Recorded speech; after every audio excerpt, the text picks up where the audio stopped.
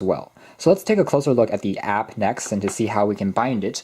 Here is the download called Noki Lock. So we don't have anything at the moment, so let's add a lock.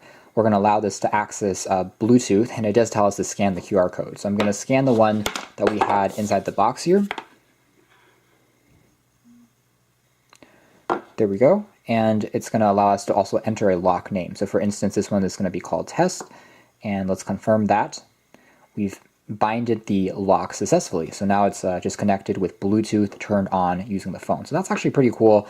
It connects so easily. So we can tap to unlock kind of manually. It's going to briefly connect and pair once again using Bluetooth. It turns off after a few seconds to conserve on its battery, but you can see that blue logo means it's connected and it's unlocked successfully.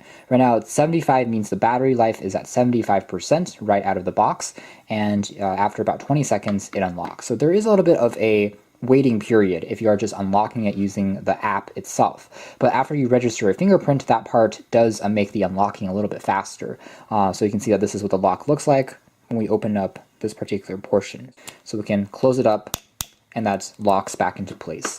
So from here, we can see that it's currently connected, and we can now also change our fingerprints to add new fingerprints. I believe you can enroll up to 10 fingers. So let's try registering a new fingerprint, and it tells us to simply put a finger onto the fingerprint, and the voice prompts for whatever reason seem to be in Chinese. And to add it, we simply place our finger onto the lock for a few seconds until it says that it's registered, and we can now repeat the process a few times until we see the cartoon or the image on the bottom here kind of go all the way up. So we want to shift our finger around a little bit until it reaches 100%, and then hopefully we can now successfully register the fingerprint. It also pops open for whatever reason. So we've registered this fingerprint, and now if we just put it back into the lock mode, whenever we tap on this finger again, you can see it will pop back open.